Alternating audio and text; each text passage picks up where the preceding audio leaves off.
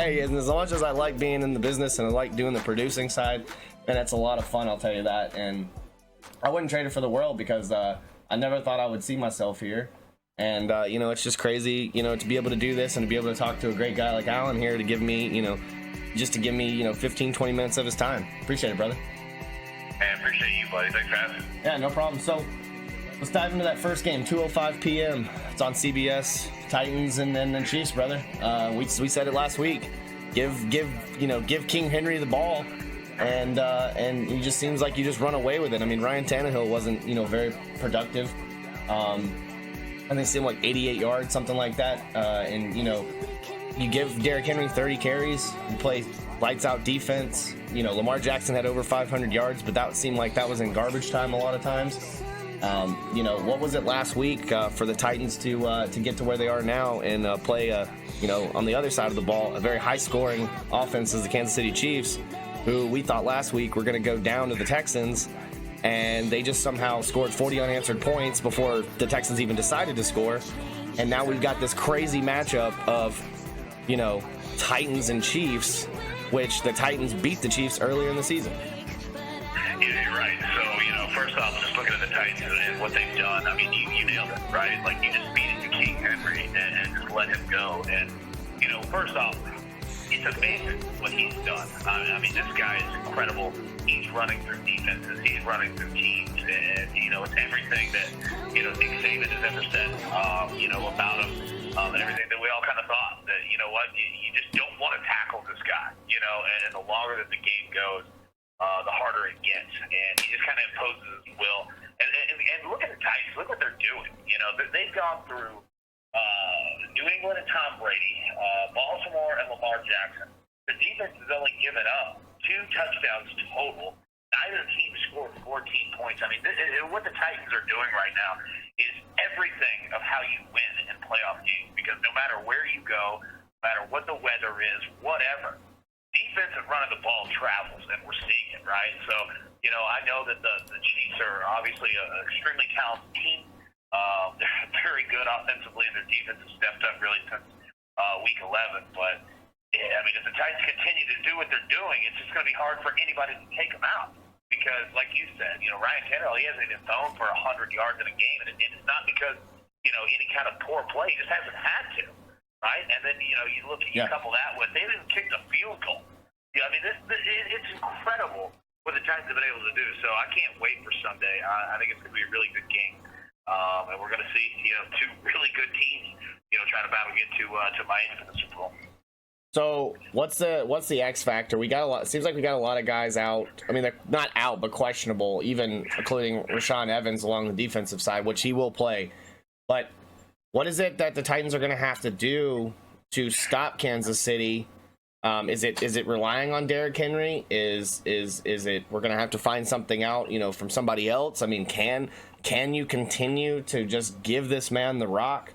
Or are the Titans going to have to find some other ways to try to beat the Chiefs?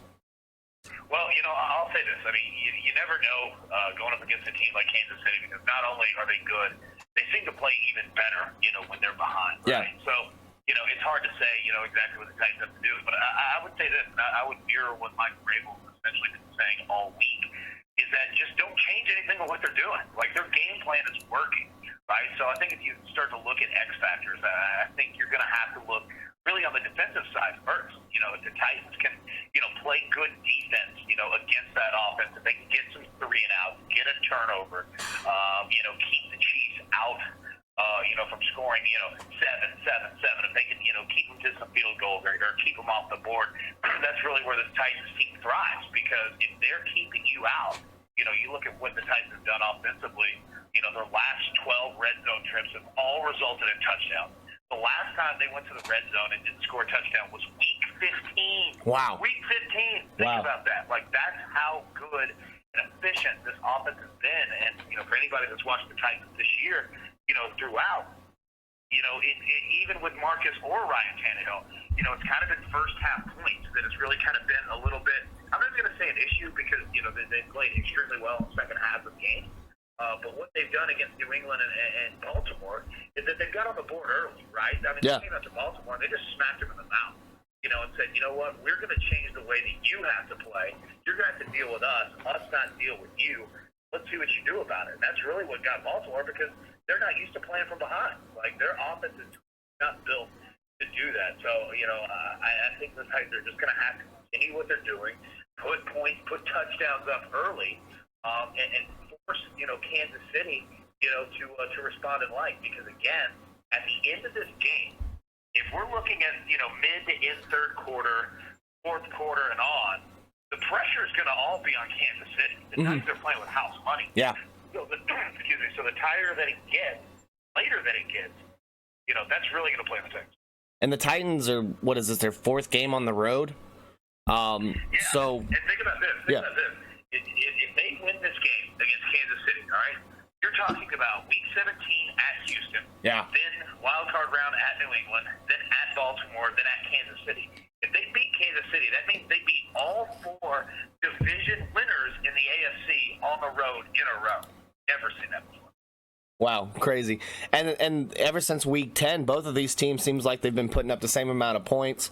The Chiefs are 7-1 since Week 10, and the Titans are 7-2. So it's like, it just seems like these two teams have been just like really riding on a lot of steam, and you kind of hope that neither of them hit a brick wall in this game, being such a big game. But it's like, you can't tell me that anyone probably saw the Titans being at where they are right now.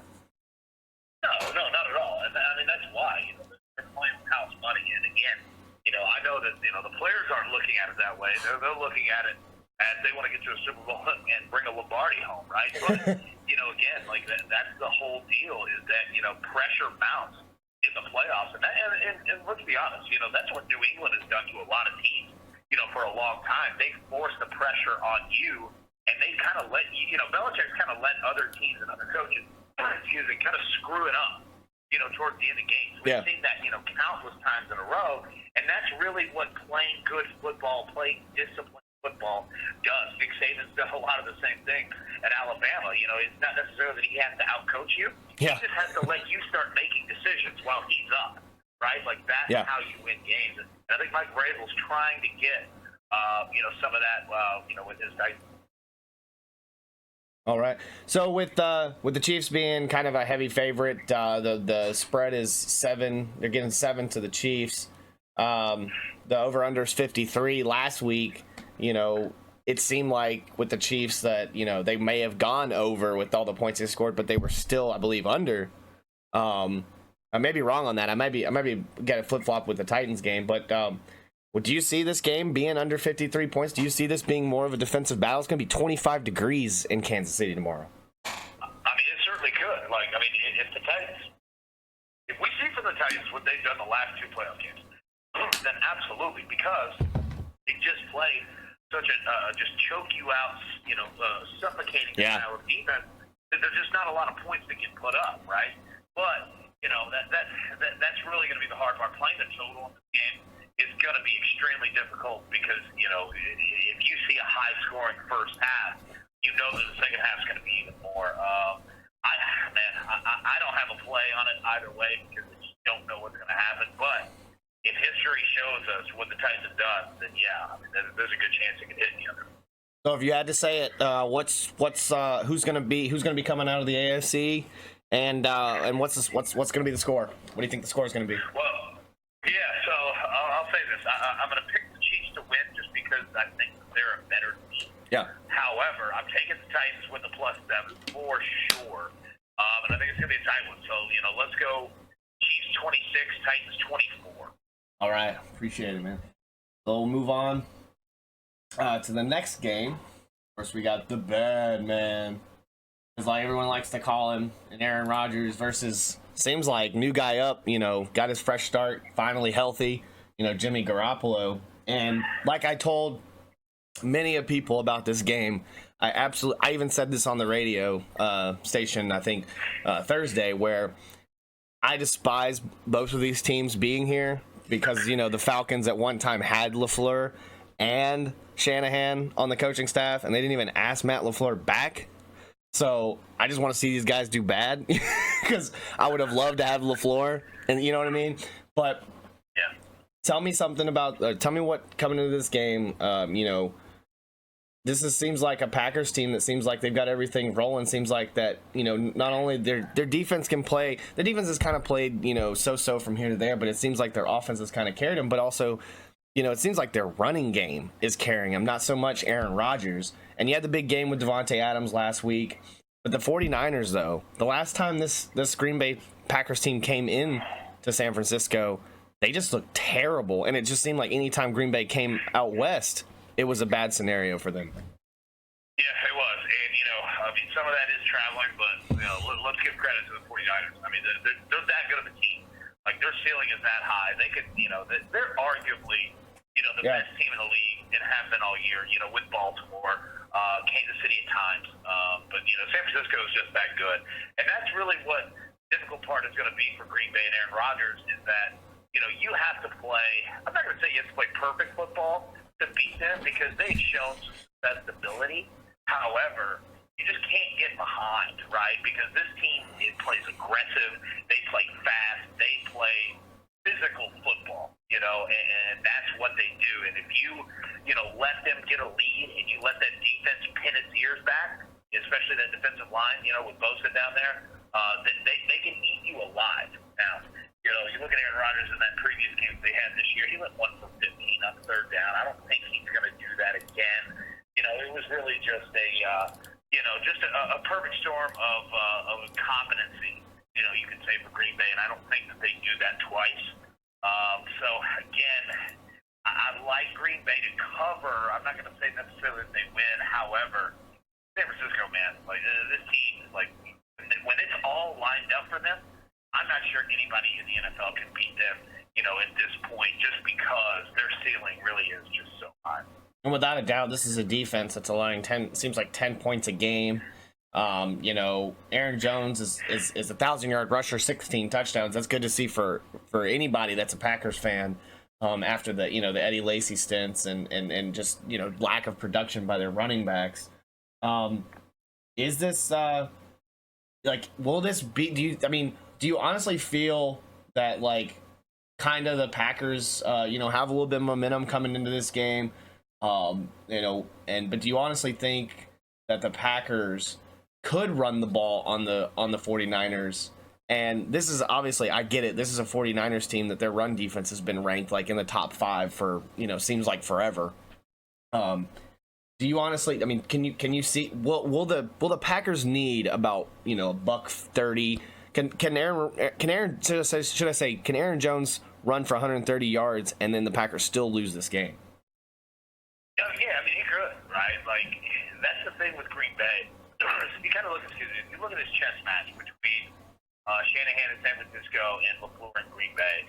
Shanahan has obviously the much better team top to bottom, right? Their roster of 53, it's just better than almost anybody, right? Yeah. But what the Packers and Matt LaFleur has is the ultimate, just kind of wild card of the deck with Aaron Rodgers.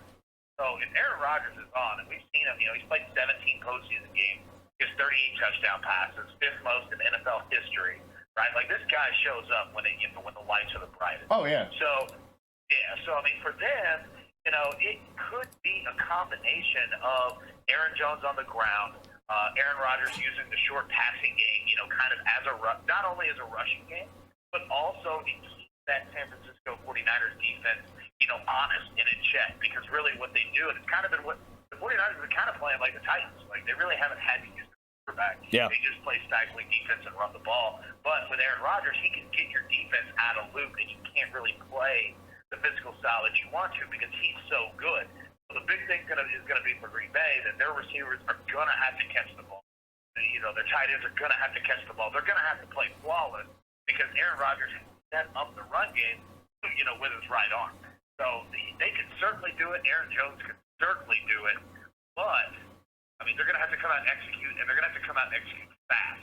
So that's really going to be the key. I think the first and second quarter really is going to tell a lot about this game. I completely agree, and I think the X factor really is going to be, can the Green Bay Packers offensive line really hang with the defensive line of the 49ers? Because I feel like they haven't really been challenged. They played the Seahawks, but I feel like that it's kind of one of those games where it's maybe the pass rush, it's not the Legion of Boom anymore. You know what I mean? It's not It's not crazy pass rushers. It's not crazy linebackers. Yeah, Bobby Wagner is an all-pro linebacker this year, but I just feel like that the Packers, their offensive line hasn't been challenged so much. They do have, the stud himself, Bakhtiari, but along that defensive line, I just don't want to see the same thing that I saw last time of that offensive line just absolutely breaking down and looking like a typical, Green Bay team where you have to rely on the arm of Aaron Rodgers and then hope that your defense can, stop your team to about 20, 25 points. Yeah, definitely. So I think that's what's going to go into that offensive game plan for the Packers. That you're going to see some misdirection, right? You're going to see some quick passes, quick slants. You're going to see anything that Green Bay can do to kind of level out and even out that matchup between the San Francisco defensive line and their offensive line.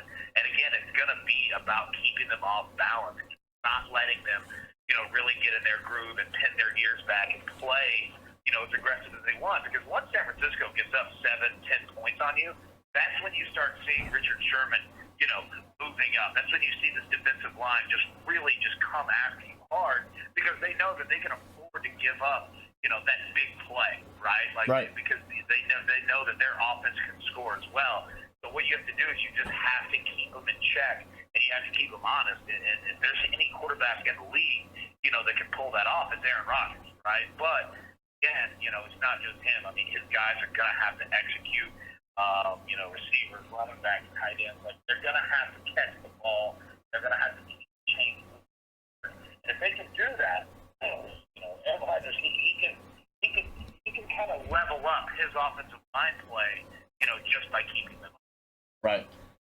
So of course, San Francisco is the favorite in this game. They're a 7.5-point favorite. The over-under is 46.5. Now, I would have thought maybe, I would have flipped those two scores, but I guess with the Chiefs, I could see that because, high-scoring offense, something like that. If we have a kind of a Titans team that just kind of, shows up that's not to their full potential, and the Chiefs could run away with it, but it still could be under. This is like a game that I feel like should be a lot of scoring, and maybe not so much good defensive play by one side of the ball. You know what I'm saying? But I'm saying that 46.5 just seems like a lot between how much these two offensives can score. Well, it is. It isn't what they can, but whether they do it or not, we'll see. 5 of the last 7 games involving the Green Bay Packers have all hit the under, and like you mentioned earlier, this Green Bay Packers team is different. It's not Aaron Rodgers throwing it 400 yards, 38, 45 times, out of necessity. They run the ball, so we could see, some clock turn this game. I'd actually bet the under. I think it's going to be a pretty tight one. I bet Titans Chiefs is the higher scoring game. But if it's a high scoring affair, that means that Green Bay is in this game because they're putting up points too. We'll see, man. It's just going to be such a fun game. We've got just 2 great chess matches between both championships. Without a doubt, you can see it on Fox at 5:40 p.m. That's Central Time for me. So, man, I just think I think it's going to be a great matchup. So, what's the score and who wins? Yep, I'm going to go with the 49ers win. The Packers cover the 7.5. I'm going to go with a really tight one here. I'm going to go with 24-21 San Francisco, which should put it right at 45, which is the under, but it's right where the total started at. So oh, wow. Yeah. 24-21 San Francisco. All right. We got a couple of people in the chat kind of, interacting right now. Jersey Kua, he's saying the Chiefs all the way. We can't win the World Series, win the Super Bowl, though, Mahomes. And then he said, Kid Swag J says, Chiefs are going to win, no cap. Got a couple people kind of making fun of me. They said, Ryan, she's one of my mods. She's a regular. Just said, your voice sounds like you should be in radio, ... Oh, wait. And then they want to joke around and say, he's definitely got a face for radio, which, yes, I know. And then, of course, Jersey Kua, he's a big Giants fan. He said, New York Giants Super Bowl champs 2020. Talk a little bit about how the addition of Jason Garrett is helping the Giants next year. Well, yeah, I'll tell you that first off, those comments are hilarious. I love it. And yeah, I agree with a lot of the teams. The Chiefs are phenomenal. They're just an incredible team, and when they're on, they're on. And think about this. and I'll get to the Giants in 1 second. Think about this. There's only been 2 instances in the last 5 years of a quarterback throwing 4 touchdown passes in 1 quarter. Only twice it's happened. Both have been Patrick Mahomes.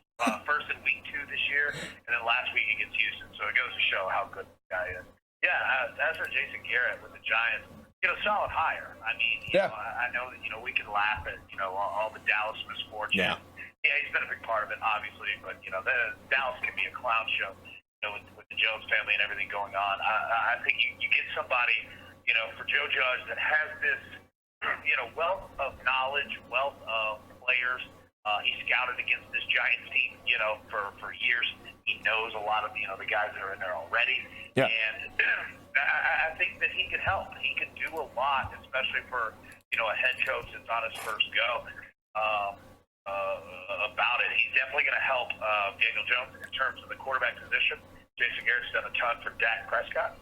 So I think it's solid. The only thing that I worry about is there's really no time off, for Jason Garrett. And, what he went through that long in Dallas, that's like a divorce in a marriage, right? Like, I mean, he was there for a long time. Yeah.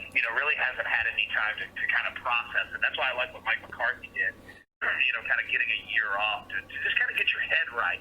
But you know what? Some people need that, some people don't. And maybe Jason Garrett is the type where he's just better off if he's working than, just kind of sitting around. So long story short, overall, solid hire. If you're getting, a head coach that is, in books, with the Dallas Cowboys for the amount of wins that he's had, you're getting him for an offensive coordinator, you obviously did something. Just a couple more things, and then I'll let you go. I don't want to keep you too long. Joe Burrow's dad, Jimmy Burrow, was saying that Joe Burrow would be happy to be a Bengal. Do you honestly believe that? And if you were Joe Burrow, are you really looking forward to going and playing for the Bengals if you do get drafted number 1 overall? Well, let's be honest, right? Who in the world would be happy to be a Cincinnati Bengals, right? You have to be a convict, seem like. No, but I mean, his dad's got to say it. They have to say it. I mean, that's how you go about it. And, I don't see them pulling any type of Eli Manning, demanding a trade or anything else. And don't count out another team trading up, to get him. The Carolina Panthers, now that they've got Joe Brady on their staff, with Matt Rule, that could happen. But he'll probably be in Cincinnati, and we'll see. I mean, he's got Zach Taylor up there as the head coach. They need him. They need fresh blood at the quarterback position. It's been the Andy Dalton show, for so long, and they've certainly got work to do on their entire roster. But you know what? I mean, we've seen teams come back. Look at last year. 49ers and Packers last year combined for 10 wins between them. And then this year they combined for 26. So, I mean, you can turn things around in the NFL fast. You just have to have intelligent people make it.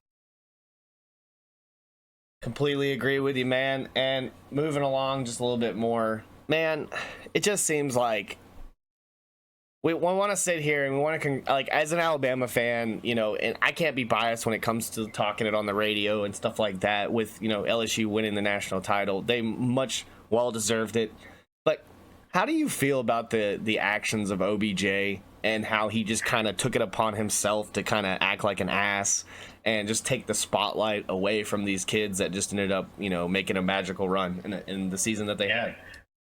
Yeah, I mean, I think if you look at Odell Beckham, what he did that entire night is he was on one, man. Like, this guy clearly, was hitting the bottle a little too much or whatever he was doing, and I think if you look at all the things that he did, if you take them one by one, they're not really that big of a deal per se, right? But it's the culmination of all of it, right? Like, he already had the police coming to get him, in the stands, and he's taking a megaphone. He's backing down Karl Malone. He's throwing out money in the middle of the field. And then, obviously, the situation with smacking a cop, on his backside. I mean, it's just way too much, dude. Like, what are you doing? He thinks he can do whatever. Down, man. Yeah, well, he thinks he can, but I'll tell you this. The people at LSU are probably pissed off. Yeah. Because they're having to deal with, they're having to put out, 9 brush fires from this guy, man. With the money given away? What'd you say? With the money given out and everything like that, I mean, that alone just is a red flag. It's way too much. Yeah, it's just way too much, dude. It's like, look, man, everyone's happy that you're there. You're obviously a huge ambassador for the program. You're a global brand, right? Like, calm down, dude. Like, act like an adult, man. Like, you can have fun, and you can have all the access in the world, clearly. I mean, LSU was letting this guy go wherever he wanted, right? Like, right. With that, dude, comes respect, man. Yeah. Like, we've seen a million Alabama players that come back, for national championship games. They don't act like that. They don't do that, right? And I get it, man. He's celebrating, he's having a good time, having some drinks, whatever. And you can certainly do it. But I see Peyton Manning on the Tennessee sideline, having a blast all the time, and he's definitely put down, some Bud Lights, right? But he's not over there, stealing megaphones. Exactly. Police. Like, you just don't do that, man. You got to be an adult, and you got to know that, dude, the camera's going to be on you, man. Like, first off, don't take it away from the kids. Yeah. And second off, don't act like that. Oh, yeah. It was just a bad, embarrassing look. And I bet he feels pretty embarrassed about it as well. Without a doubt. I mean, he just seems like a clown, and but the talent, overweighs his actions, really. A lot of people say that, and, and he really is, it's a top receiver that I'm sure any team would love to have. And, Well, here's the thing, and not to interrupt you, here's the thing. You're right in terms of, especially in football, but in life. Like, talent is always going to outweigh, but that line comes quick. Like, he didn't do jack this year. Yeah. Right? Like, and I'm not saying that the guy's not good. He's clearly good. But, the production doesn't start meeting the headache value. Right. That line can turn on you very, very. And, of course, once again, Jersey Kua in the chat says Danny Dimes is going to be dropping mad dimes this year with Jason Garrett as his OC. I agree. He says he agrees. You heard that? I think, I'll say this. I think Jason Garrett's best value in New York is going to be the quarterback coach position. Like, I don't even know how much I would really want him calling plays, per se, because they haven't really done that in like 8 years in Dallas. But what this guy can do with quarterbacks, and just with offensive players in general, is legit. It's bona fide. Like, he certainly can. I think the best recipient of Jason Garrett joining that coaching staff is definitely going to be Daniel Jones. He'll be playing excellent football, which we saw. His ceiling is incredibly high. Yeah. He just needs someone to help, one, get some talent out there, and two, kind of cut down on some of the mistakes he made. But I completely agree. And then he says, of course, because he's a Giants fan, he says OBJ is a bum. He thinks he's a cancer in the locker room, which, I mean, you keep acting like that, you kind of tarnish, your rep, and you'll kind of make it look bad about being around a team, and people may not want to play with you a lot of times. And No, they won't. And that's the hard part. And I get it, that Odell Beckham might look at it and say, I'm not doing anything. The cameras just follow me. True. Cameras are definitely going to follow you, man. Like, they're going to be all around you. You have to know that you just cannot, you got to be on even more, kind of a disciplined step, knowing that. But, let's say this, Odell Beckham's not the first person that's had cameras following around. Tom Brady has cameras that go around everywhere with him. Peyton Manning's had cameras that go around everywhere with him. Like, exactly. He's not the first popular player in the NFL. Those guys just knew how to deal with it. And it seems like Odell Beckham doesn't. So, just one more question. I'll let you go. I apologize to keep you here, man. You're good, man. But because when I talk about this, I think about this. Yeah, he may have been intoxicated, and with the situation with Antonio Brown just being a head case all over Twitter. You ever think, and with the problems we have in the NFL with CTE, I've always thought that like players that do act like this, like that, just act crazy and just don't really have like a off switch, that you ever think that maybe CTE is a hell of a drug, and that like maybe it's affecting a lot of these actions of these players, and you kind of want to like justify their actions, but you also kind of like feel sorry for how they may be acting, and it may be tarnishing the game because we don't look at it. I'm sorry. Yeah, I mean that's a hard one, to look at, because now we're talking about a real medical diagnosis, and who knows, we can't get the brains of some of these guys, but I don't want to put it on guys who don't have it and are just acting like clowns. But there's certainly a lot of players that have been going through that. This is a real thing, so I'm with you. I think in Odell's case, though, this is a guy who just couldn't handle his liquor. Like, Yeah. I think that's what it came down to with him, and he was just out of control, man. Just shot out of a cannon. And that's what I completely agree with. Like, I mean, we've all had probably a little bit too much to drink every now and then, but you know, we've probably made an ass of ourselves, and you know, but that doesn't excuse you to be a complete ass on a grand stage that had nothing to do with you. You know, it made it all about yourself. But I was thinking that, like, a lot of times, you know, I just didn't like the reason why I was bringing that CTE conversation up, you know, and everything, and the way that it seems like they really pump, you know, pain pills and everything like that into players. I didn't like how ESPN was kind of like dogging Zion Williamson for falling asleep on the bench, because he may be tired or he may be just drugged out because, you know, he's been injured for so long. And I feel like that, you know, there's other types of ways that we can handle that situation without making a laughing stock out of it. Yeah, I mean, there certainly is. Like, there is a level of decorum, you know, that you know, needs to be applied in those situations. And, you know, that's why, you know, I was just saying, like, I don't want to diagnose these guys. I'm not a doctor. I don't, you know, have access to their charts or anything. So, Yeah. you know, you don't want to apply it where it doesn't count. Yeah.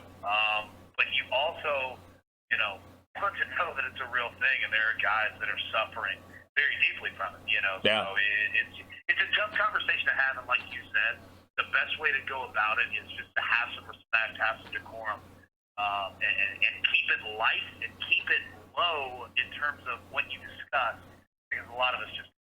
Without a doubt. Man, thank you so much, Allan. Man, everybody enjoyed you so much. I hope to have you back many more. You know, whenever you're free, man, I'll hit you up. You know, I try not to bother you so much, man, but we definitely enjoy your NFL talk. You know, we'll talk more later on, different stuff throughout the show. You know, because it will be kind of like, I'm trying to make this kind of like a weekly thing every Saturday. So we're going strong, good with 2 in a row. So let's keep it moving, and hope to see you back soon, guys. Hope you guys enjoyed Allan Bell Jr. Thank you so much for being here, man. Hey, appreciate you, man. Thanks for having us. Do it anytime, and thanks for everybody. All right, man. We'll enjoy some NFL football tomorrow, and I'll probably talk to you Monday. All right, man. See you. Guys, there you have it, man. Allan Bell Jr. Guy's a great guy. Great to have him on. You know, to be able to talk a little bit of sports. Like we said, man, it seems like we're getting some viewings. You know, seems like something that could stick.